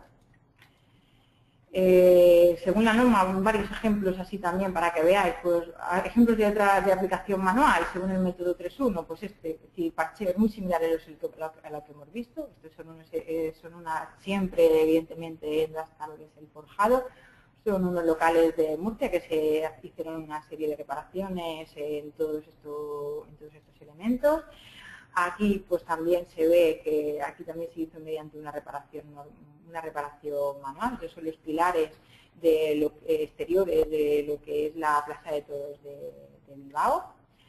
Eso es un ejemplo de, según el método 2, la norma mediante un relleno de microhormigón. Aquí en estos casos, esta obra en Valencia, presentaban una patología prácticamente solo en la parte inferior, en la parte superior no presentaban patología, se delimitó un poco el elemento y el alcance de la patología, era debido a problemas por remonte capilares, y se tuvo que primero solventar lo que era el problema que daba el remonte capilar y luego posteriormente se realizó lo que es la reparación mediante pues, un vertido. En este caso pues sí era mucho más fácil ir con un producto fluido y lo hicimos mediante un mortero R4, un microhormigón del tipo CC, porque aquí en definitiva el fraguado superficial no se va a venir afectado por las condiciones exteriores, puesto que tiene un encofrado y no se elimina, no sé, hasta las 24 o 48 horas no se hace el retirado del encofrado. En este caso no es una reparación, es un refuerzo, mediante, también te lo contempla la norma, en los refuerzos estructurales podemos tener, se puede hacer con un aumento de la sección, mediante adición de mortero, pero simplemente que veáis es un ejemplo de que los morteros, esto es en Lorca, y se hace una serie de pilares que se hicieron un refuerzo estructural a consecuencia del movimiento sísmico que hubo. Y ahí se ve, bueno, pues que los productos, pues también lo que se puede, nuestros morteros, los manuales también se pueden hacer mediante proyectado y ahí se vería ya un acabado de lo que sería el elemento. En el caso del cosmético, que os decía, puede ser de reparaciones cosméticas, reparación estructural o no estructural, porque podemos hacerlo mediante cosmética o decorativo, podemos imitar el color del hormigón, podemos proteger un muro que ha tenido, o reparar un muro que ha tenido superficialmente muchas coqueras. Yo en estos casos sí que recomiendo lo que sería una terminación incluso con un mortero cosmético en este tipo de intervenciones. La intervención es la misma, el proceso clásico es el mismo, simplemente que cambian los medios auxiliares pero el tipo de intervención es la misma, se hace el pasivado y luego se hace el regenerado. Y luego, claro, este tipo de productos, al incorporar una serie de mucho cemento y de sílices, son productos muy oscuros, y lo que conseguimos con un mortero cosmético es imitar el color del hormigón, nos protege frente a la carbonatación, es un recubrimiento de alta resistencia, porque un R3 pues ya es con un mínimo en resistencia de 250 kilos por centímetro cuadrado, por tanto ahí mejoramos la calidad del acabado. Y luego, si por tema de costes pues puede entrar pues una pintura anticarbonatación, pues sería lo ideal. Hemos visto la reparación, hemos visto un poco lo que es el refuerzo, simplemente hacer mención de lo que son los protectores superficiales del hormigón, es para proteger ataques físicos y químicos, mediante impregnaciones hidrofugantes y mediante revestimiento. Esto es una fotografía tomada de la normativa, así actúa lo que es una impregnación hidrofugante, es decir, hace el efecto perleo. Son básicamente los productos que conocemos para muros de fachada o para revestimientos de fachada, prácticamente...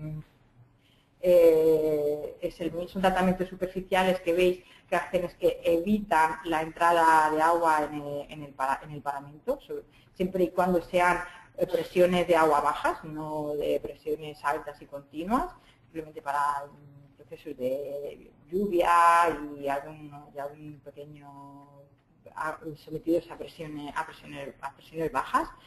Fijaros que no genera una película, pero protege, es decir, ya por el efecto perleo ya no entran los agentes exteriores, es una forma de protegerlo. Esto sería ya lo que es el recubrimiento, es un tratamiento para obtener una protección continua sobre la que sería la superficie. Aquí podemos ver un elemento que se protegió contra la entrada de agua. En estos casos, los recubrimientos, bueno, la norma te dice que puede ser desde micras o puede ser hasta milímetros, en función del tipo de producto que utilicemos. Pueden ser revestimientos acrílicos, como pinturas, luego ya puede ser polímeros orgánicos con cemento, es decir, que ya tienen una cierta, que ya se utiliza ya más bien como recubrimiento de un mayor espesor. Normalmente también pueden tener polímeros en dispersión, y lo único que te hacen es que te hacen una película y te protege de cualquier entrada de algún agente externo. Es una fotografía de una pintura anticarbonatación, evidentemente siempre color tipo el color del hormigón. Y cuándo utilizar uno y cuándo utilizar otro, pues eso va a depender mucho de costes. Básicamente la gente se guía pues por costes. Una pintura pues tiene un coste muchísimo inferior, pero que puede ser un recubrimiento que va en milímetros, en base de cemento y en base de polímeros en dispersión. Lo mismo que los morteros de reparación, pues podemos tener una clasificación de protectores superficiales del hormigón que se utilizan en edificación, en obra civil.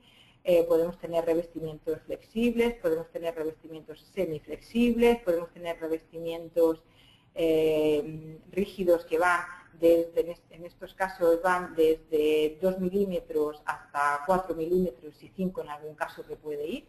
Y luego en el caso de pinturas anticarbonatación, que ahí ya la datación es mucho menor, ya puede ir incluso por migras y no llegar ni siquiera al milímetro. Y luego lo que sería la impregnación hidrofóbica.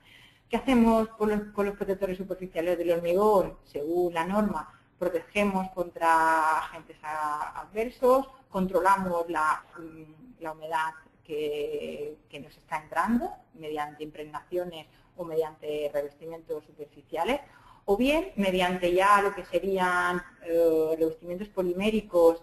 Podemos protegerlos frente a ataques físicos o bien frente a ataques químicos. Eso ya serían pinturas epoxi o pinturas en base poliuretano, pues para pavimentos industriales, en industrias pues para cubiertos de derrame que van a contener productos químicos, digestores en plantas, por ejemplo, de tratamiento de aguas residuales que necesitan ahí recubrimientos también con una elevada resistencia química. En función de lo que queramos, elegimos de lo que queramos hacer y el elemento que vayamos a proteger, pues elegimos un sistema u otro. ¿De acuerdo? Bueno, aquí está la Morcen anticarbonación, que es un revestimiento acrílico, y los Morcen Dry, en nuestro caso, son revestimientos flexibles que se utilizan para impermeabilizar, y aquí vemos una protección. Esto es el puerto deportivo de La Coruña, que siempre se ha relacionado impermeabilización en esa zona, pues para protegerlo del ambiente. Estos productos tienen una característica que son muy impermeables y también se utilizan pues para hacer impermeabilizaciones de depósitos bastante, incluso de grandes dimensiones, como vemos en la fotografía. Pues hemos hecho un repaso de todo lo que nos dice la norma, con diferentes ejemplos y con un ejemplo práctico. Evaluamos la estructura de Gijón, identificamos con un estudio patológico lo más próximo posible, qué deterioro podía tener la estructura, definimos una serie de lo que queríamos hacer, elegimos unos principios en los métodos y en base a eso pues yo les hice una prescripción con nuestros productos y ahora simplemente es terminar con las condiciones de mantenimiento y una especificación. Pues controles periódicos, si es una pintura anticarrotación, periódicamente aplicarle ese tipo de producto cada 3, 4, 5 años, eso ya depende muchísimo de la durabilidad que tenga ese tipo de producto. Para finalizar voy a poner dos ejemplos así también, en este caso se utilizó un mortero fluido, ¿vale? Con un puente epoxi, os voy a decir por qué. Es una obra portuaria, la hicimos hace 2 años en las instalaciones de Naga, lo hicimos con la infraestructura, es decir, no eran elementos, simplemente eran infraestructura, no eran elementos como el caso que hemos visto de Gijón, que soportaba pues, plantas de viviendas y que ya requería también otro tipo de intervenciones. Eran simplemente una serie de viguetas que venían aquí y se tenían que hacer unas pequeñas reparaciones, un pequeño refuerzo. Y luego pues el frente de este muro y de lo que sería este canal, lo que pasa es que había 2 kilómetros de este elemento a reparar, ¿vale? Lo que es la reparación clásica es la misma, se eliminan, se limpian las armaduras y luego posteriormente pues se tiene que hacer una protección, un regenerado y evidentemente un acabado con una pintura en este caso, porque por tema de coste no podían ir a un recubrimiento. Ahí se ve perfectamente que se prescribió mediante un pasivado en base de cemento para realcalinizar lo que era la zona, ¿vale? Que incorpora inhibidores de corrosión y está en una zona, pues como habéis visto, ahí en el puerto, pues donde el ambiente marino pues tiene inhibidores de corrosión. Además yo vi el estudio que hizo de patología, en este caso lo hizo Intemac, ¿vale? Y en función de todo lo que las conclusiones que sacó Intemac y el estudio patológico, pues junto con la ingeniería pues vimos la solución más adecuada. El problema que se nos presentaba aquí es que como puente de unión, porque la ingeniería quería también un puente de unión para mejorar el agarre y me requería que le hiciéramos una prescripción con puente de unión. Aquí no podía ir con un puente de unión acrílico porque se comentaba que los acrílicos tienen una media hora de tiempo de vida media. Si superamos ese tiempo de media hora, pues probablemente podamos tener problemas. Y claro, aquí lo querían hacer mediante un encofrado lineal para hacer muchos metros lineales. La ejecución tenía que ser también de una manera lo menos costosa posible, no a punta de paleta porque en este caso no sería viable. Pues aquí lo que hicimos fue luego posteriormente aplicarle un puente de unión epoxi en todo lo que sería donde iban a hacer los trabajos de día a día, ¿de acuerdo? Los puentes epoxi ya sí tienen un tiempo de vida mayor, y ya en función de las condiciones, pero eso lo hicimos, esta intervención se hizo en época de invierno, pues ya te da un margen entre 3 y 4 horas, ¿de acuerdo? El soporte sí que estuviese muy limpio y con una cierta rugosidad, y así pues tenían tiempo de hacer el encofrado. El tiempo de hacer el encofrado no superábamos el tiempo abierto, ¿de acuerdo? Y de ahí que se utilizase este tipo de puente de epoxi. Y teníamos tiempo de hacer todo lo que era el encofrado y verter. Ahí ya se ve un momento que ya se quitaba lo que era el encofrado y aquí ya se ve la parte trasera todo lo que era el elemento regenerado mediante un mortero fluido, ¿de acuerdo? Un R4, pero con consistencia fluida. La parte de lo que es las viguetas, aquí sí que fuimos a punta de paleta, por tanto el puente de unión y el pasivado eran unas vigas tensadas y unas viguetas de estas, y aquí sí que podíamos ir a punta de paleta y el puente de unión fue básicamente el base cemento porque teníamos tiempo en media hora de hacer este tipo de intervención. Posteriormente se hicieron una serie de controles para ver lo que era la calidad de la reparación, se hicieron 15 determinaciones y bueno, el resultado fue satisfactorio, superior a la especificación marcada por la ingeniería y prácticamente en todos los casos evidentemente era la cohesión del soporte. Si arrancábamos parte del soporte y con el soporte venía la reparación que nosotros realizamos. Esto es un ejemplo de un refuerzo de fachada. Aquí esto es el edificio, está en la calle Serrano, aquí en Madrid. Esto es un edificio y el grupo Inditex está haciendo El Zara, bueno, lo defino como el Zara más grande de España, creo que lo va a tener terminado ahora en abril del 2014, que están todavía en obra. El problema, bueno, lo que hace Zara es comprar edificios emblemáticos, intentar mantener la fachada y dentro, pues nada, tenía que hacer una remodelación, pero de diseño totalmente, y querían mantener la fachada. En este caso, lo primero de todo, lo que se hizo fue mediante un refuerzo de estos estructurales ST2000, pues hizo la estabilización de la fachada para luego demoler todo lo que es el interior del edificio. Aquí en este caso lo ha hecho una ingeniería que es de Galicia, que también hemos hecho varios trabajos con ellos. Evidentemente el refuerzo de fachada nosotros no intervenimos, simplemente nos intervenimos a la hora de que nos solicitó un tipo de producto. Han resuelto el refuerzo de la fachada mediante unas vigas de 25 metros de altura equidistantes, son 8. Y luego en cada planta, porque tiene 5 plantas, en cada planta pues hay una vigueta, ¿vale? También que conecta todo lo que serían las vigas. Luego las vigas van conectadas así en todo lo que sería su longitud, de 25 metros, y de 25 metros. Y luego lo que querían era hacer, se hizo una especie de cajeado ahí, para que la viga trabajase un poco de forma más solidaria con lo que es el revestimiento.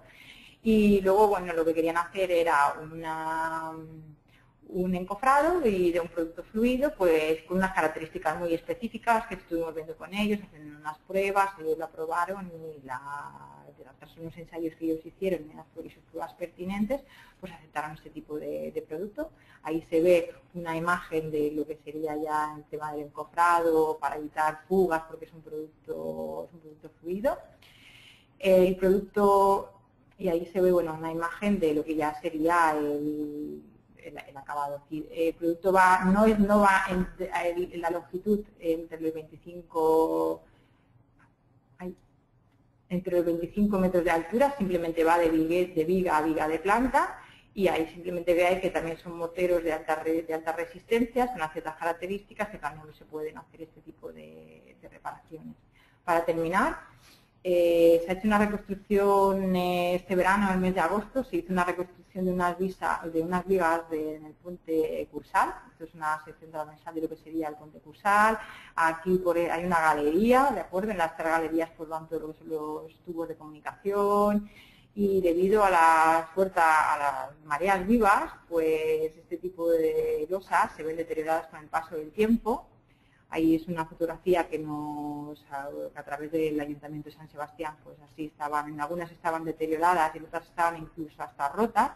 Y antes de que llegasen las mareas vivas, pues lo que teníamos que hacer era hacer esa reconstrucción de las losas, y para evitar evidentemente la entrada de agua y que perjudicase a todo lo que es las comunicaciones que hay en el interior de la galería. Bueno, ahí se ven unas imágenes del momento de la aplicación. Bueno, se hizo una reconstrucción completa de la losa mediante con un producto. Se tuvo que hacer una especie de emparrillado, eso es el que marcó lo que era la dirección facultativa del Ayuntamiento de San Sebastián. Eso ya es un poco la parte inferior de lo que era un encofrado que estábamos preparando, porque ahí lo que hicimos fue un producto que nosotros tenemos adicionado con árido debido a los espesores que se tenían que aplicar. Y como había la ejecución era grande y aquí pues era complicado hacer la masa y tal, pues se decidió hacer este tipo de aplicación in situ. La mezcla se hizo allí, si no lo mezclamos en un sitio y para evitar disgregaciones de producto en el proceso de transporte. Y en este caso, pues ahí se ve lo que sería un momento de la aplicación, y se reconstruyeron bastantes losas en ese momento de que sería la aplicación. Y en algunos casos donde simplemente era superficial, pues lo hicimos mediante una reconstrucción manual, ¿de acuerdo? Es decir, se hizo un pequeño picado, se limpió, se pasivó, se puso puente de unión y luego posteriormente con un mortero de alta resistencia, pues también, pero aquí sí que ya clasificado como R4, pues ya hicimos ese tipo de intervención. Simplemente ya lo que es la intervención ha terminado. ¿Cómo podéis contactar con nosotros? Pues a través de la página web de www.grupopuma.com. podéis encontrar el teléfono de atención al cliente, pondrán en contacto con el técnico más cercano que tengáis en la zona, debido a que ya os he comentado que tenemos 18 centros en España y dos en Portugal. Y tenemos un técnico prácticamente en cada planta y en función del tipo de intervención y eso, pues seguramente van a pasar conmigo. Yo voy a ser la persona de contacto e incluso en el caso de que se tenga que desplazar, pues evidentemente nos desplazamos. Y que sepáis que a través de CIPE, pues ahí pues podéis, en el generador de precios, pues tenéis todo este tipo, no solo mi producto, sino todo el catálogo de productos de Grupo Puma, podéis encontrarlos en el generador de precios. Sin más, espero que haya sido de vuestra utilidad esta breve intervención. He tenido que resumir muchísimo para dar mucha información, pero gracias por vuestra atención y estoy dispuesta y abierta a cualquier duda o pregunta que se os haya podido surgir a lo largo de la jornada. Muchas gracias, Antonia. De nada. Tenemos que echarte la bronca porque te has pasado los 20 minutos establecidos, ¿eh? ¿20 era? Bueno, sí, en principio sí. Pero no pasa nada porque ha sido muy interesante. Ha sido muy ilustrativa con todo. Yo creía que tenía 45 minutos. No, pero bueno, no pasa nada. Pues lo siento. Gracias de todas formas porque ya te digo que ha sido muy interesante, ¿no? Con todos los ejemplos que Gracias a ti. Vamos a dejar la parte de las preguntas para el final y si te parece comenzamos nosotros con la ponencia. Sí. Gracias, Antonio. Muy bien, pues vamos a convertirnos como presentadores. Vale, y bueno, vamos a seguir el mismo esquema que desarrollábamos en los seminarios anteriores. En primer lugar, comentar, tal y como nos decía Antonia, que tanto el producto de DB-Block como el producto de Grupo Puma lo tenemos introducido en el generador de precios de CIPE.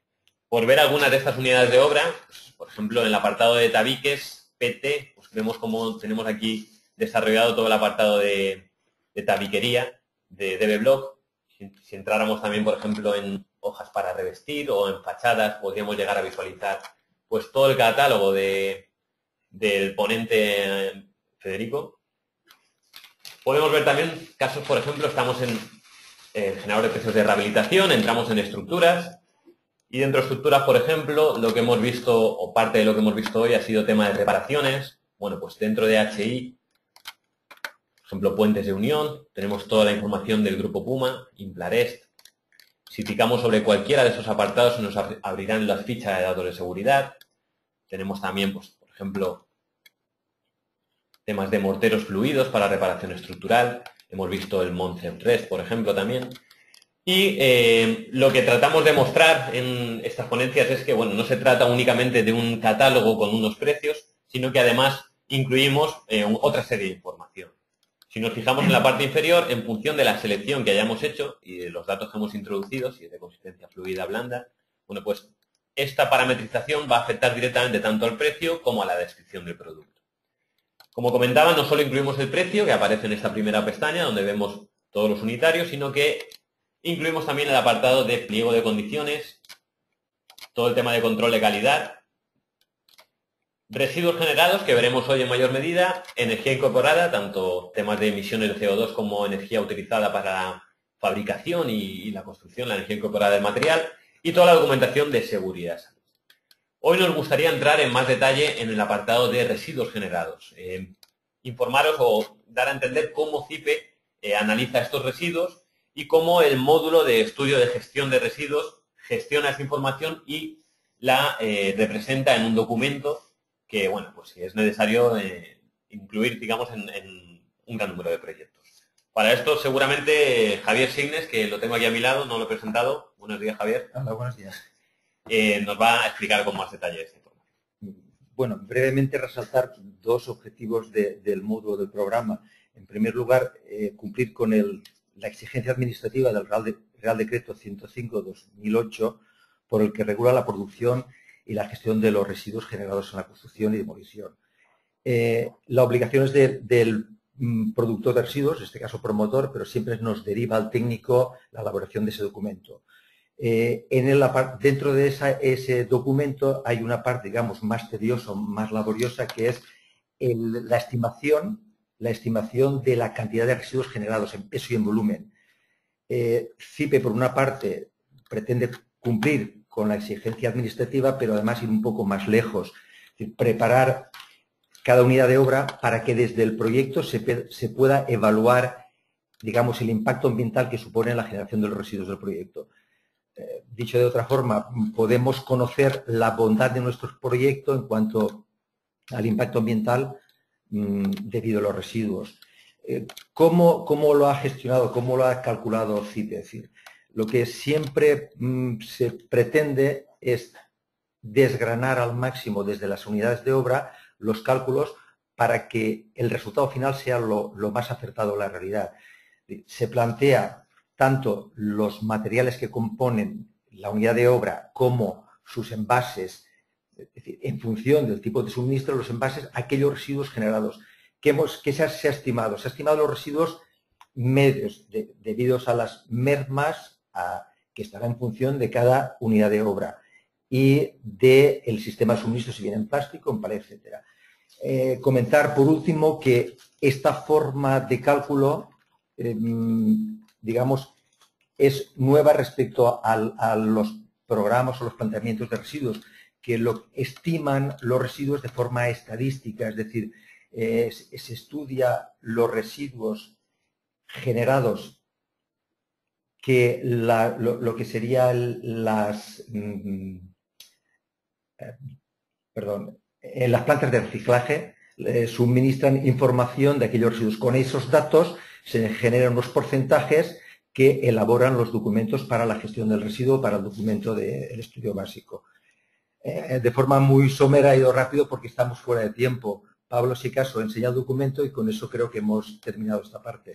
Sí, por ver un poco el funcionamiento práctico, de cómo trabajar con el generador de precios, cómo obtener esa información que hace referencia al estudio de gestión de residuos, que bueno, comentar que esto viene de acuerdo al artículo 4, obligaciones del productor de residuos de construcción y demolición del Real Decreto 105/2008, ¿no? Por el que se regula la producción y gestión de los residuos de construcción y demolición. De manera que si entramos en Arquímedes, como ya hemos explicado en jornadas anteriores, desde Arquímedes existe una comunicación directa con el apartado de generador de precios de rehabilitación. Podríamos incorporar unidades de obra que tenemos aquí con todos sus unitarios. Y si nos fijamos en cada unidad de obra, por ejemplo en esta que es del sistema de DB-Block, tenemos un apartado, que es este de aquí, donde aparecen los residuos que incorpora, digamos, esa unidad de obra, los generados por esa unidad de obra. Al final, si desarrollamos un presupuesto, como por ejemplo puede ser esta obrita que tenemos por aquí, donde es una obra nueva, ¿no? No es una rehabilitación, pero podría extrapolarse esta información perfectamente a tema de rehabilitación. Bueno, pues como cada una de estas unidades de obra incluye esa información, desde el apartado de archivo, imprimir, podemos generar ese documento que comentábamos que hace referencia al estudio de gestión de residuos. Antes de esto, el programa nos pregunta una serie de datos, pues los costes de gestión del nivel 1, del nivel 2, el límite inferior de la fianza, bueno, unos valores que el usuario tiene que introducir a la hora de generar este documento. Finalmente, vemos cómo nos aparece, bueno, pues todo el apartado correspondiente a este documento, que incluye pues los agentes intervinientes, la normativa de legislación aplicable, una identificación de los residuos, una estimación de la cantidad, como comentamos, tenemos esa automatización, digamos, de esa lectura, esa lógica que analiza los residuos por cada unidad de obra y, bueno, toda esta información, las medidas, la valoración, que podemos ver en más detalle pues en algunas de las tablas. Residuos en nuestra obra del nivel 1, del nivel 2.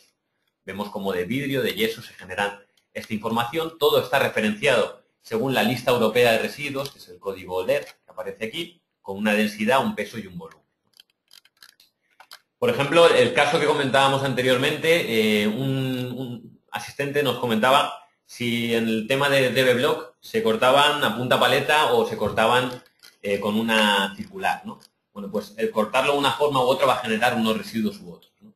Esto, por ejemplo, en la obrita de rehabilitación se puede ver de forma directa si comparamos distintas unidades de obra. Por ejemplo, ladrillo cerámico va a generar para una misma medición, que son 500 metros cuadrados que hemos introducido, genera un volumen total de residuos, que hace referencia a 9.222, y en cambio, si utilizáramos el sistema de DB-Block, pues serían bastante menos. Pues por otros motivos, entre estas cosas, ¿no? Y bueno, eso sería un resumen de la información que incluimos. Comentar también que en el generador de precios tenemos un apartado, capítulo, que hace referencia a los costes de, elementos o unidades de obra que hacen referencia al tema de gestión de residuos, como por ejemplo, transportes de tierra, ¿no? Contenedores, camiones, en función del volumen. Esto, al trabajar, digamos, con nuestros programas de cálculo, CIPECAD, CIPECADMEP, automáticamente va a considerar estas unidades de obra en función del volumen de residuos que tengamos. Digamos que es un hilo que va todo encadenado. Podemos ver otros, por ejemplo, clasificación de residuos, como esa clasificación supone un importe también, un coste, o el transporte o la gestión de esos residuos inertes.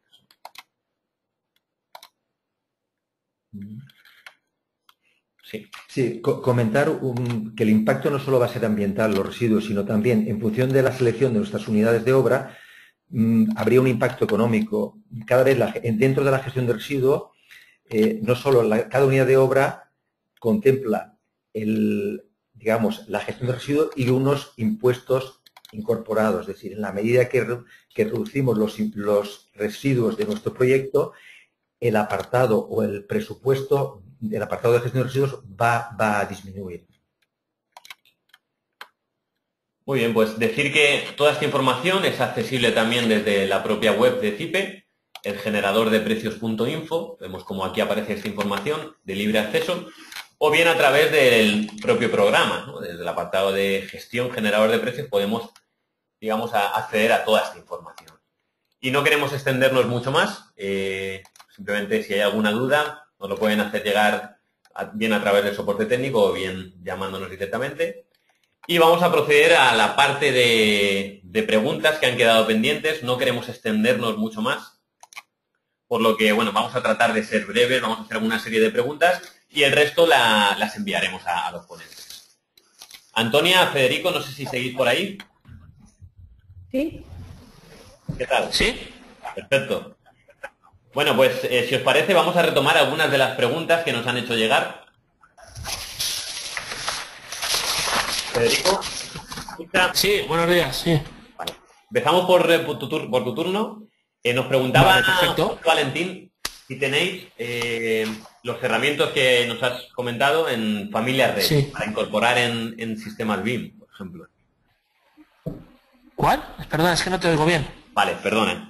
Nada, nos comentaba simplemente José y vuestros elementos, el sistema DB-Block, lo tenéis desarrollado en BIM, en modelos para incluir en Revit. Sí, está. Está. Vale, bueno, pues la siguiente pregunta sería de dónde es posible localizarlos. No sé si lo sabes o habría que... Eso mejor que manden un email y ya le pondremos en contacto. Muy bien, pues sin problemas dejamos así la pregunta. También nos preguntaban si para cortarlos, entiendo que ya lo hemos respondido, pero si para cortarlos este sistema, los bloques, es necesario utilizar una circular. Y nos preguntaba también indicar precios por metro cuadrado. Bueno, los precios se pueden consultar dentro del generador de precios y si es necesario utilizar una circular probablemente nos lo puedas aclarar tú más. No hace falta, ¿eh? Con la simple herramienta de mano de un albañil se pueden partir, ¿eh?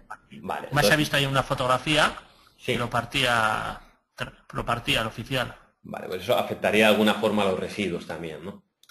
Sí. Vale, pues también una pregunta tipo que han repetido mucha gente, si los ensayos de los que nos has hablado se han considerado el porcentaje de rozas, porque las rozas pues pueden afectar al tema de aislamiento.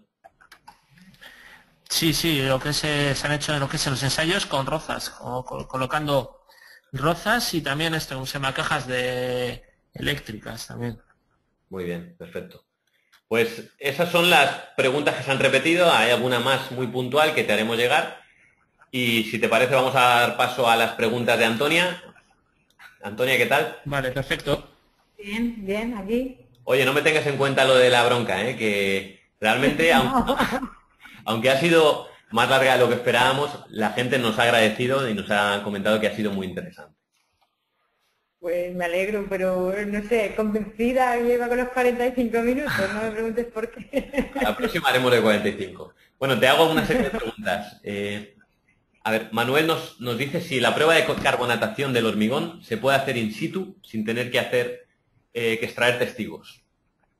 Sí, perfectamente. Simplemente es hacer se pica un poquito con un martillo y se rocía ahí mismo y se puede hacer perfectamente. Yo lo he dicho, que no era necesario hacer ese tipo de testigo. De hecho, en las fotos de Gijón, hay una foto, la foto cuando pongo la carbonatación, ahí no hay un testigo y está rociado, se veía el color que estaba sano. Sí se puede hacer perfectamente, no es necesario hacer testigo destructivo. Perfecto. Y te da una ligera idea. Y la solución esa, bueno, se compra, es muy fácil de obtener en el mercado, una solución de fenolftalina al 1% y lo puedes ir tú directamente a la obra y hacerlo. Perfecto. Vale, luego nos preguntaban, Anshot, si tenéis un catálogo con todos los productos de reparación de hormigón que no lo encuentra en vuestra web. Pues me imagino que sí, y si no... Sí, es catálogo de soluciones constructivas para reparación y protección del hormigón. Si se va tiene que ir a la línea de rehabilitación, que es la línea que yo llevo, ¿vale? Y dentro de la línea de rehabilitación, que se vaya cualquier producto de mortero y abajo le saldrá todos los documentos donde sale ese producto. De todas formas, si me pasáis, yo si quieres te lo paso en PDF y tú lo reenvías a la gente que lo quiera o que lo solicite. Te daremos el contacto de Ancho, que seguramente estará interesado con ese contacto. Perfecto. Muy bien, pues la última pregunta, porque sí que hay varias que son de temas muy puntuales, que también te enviaremos por si puedes ayudar a... Sí. Esta nos comenta Manuel, si cuando se repara con fibra de carbono, ¿cómo se resuelven los empotramientos? Es decir, encuentros de viguetas con vigas, de pilares con vigas. Eso hay que es que cada caso es distinto, pero bueno, en muchos casos lo que se hace es que se hace una pequeña ranura, se intercala, se introduce lo que sería una resina y la pretina como una especie de preformado, ¿vale? Es decir, la resina también el nudo es lo que él dice, ¿no? Sí, me imagino que sí. Sí. Pues hay una especie de materiales preformados que son para hacer ese tipo de intervenciones y si no, en esos casos, lo que se hace mixto, ¿vale? Se hace con la malla y con la lámina. Vas con la lámina por debajo y en algunos casos, para mejorar según qué tipo de esfuerzos o para mejorar según qué tipo de solicitudes, pues lo que haces es que haces un confinamiento también. Vale. Lo que pasa es que cada caso es distinto. Sí, es lógico. Habría que analizar cada caso como es normal. Sí, claro. Muy bien, que si le quieres dar el contacto, pues que me lo diga y le hacemos una especie de diagrama, detalles constructivos y eso con lo que él necesite, que sin problema. Perfecto. Pues ¿vale? Esas parece que son las preguntas que más se han repetido, el resto son muy específicas, entonces os la haremos llegar y si os parece os ponéis en contacto con ellos directamente. Bueno, gracias a los dos, Antonia, Federico. Muchas gracias a vosotros por No, gracias a vosotros, Nada, volveremos a hacer algún seminario más adelante seguro y simplemente, bueno, recordar a los ponentes que la semana que viene hay otra ponencia, en este caso cambiamos el chip, vamos a hablar de soluciones de rehabilitación de cubiertas y bueno, tendremos a Cerámica Berea y a Revesté con nosotros. Sin más, perfecto. Agradecer a todos los asistentes y a Antonia y Federico que nos hayan deleitado con sus conocimientos sobre la materia. Un saludo a todos. Gracias. Un saludo. Hasta luego. Hasta luego.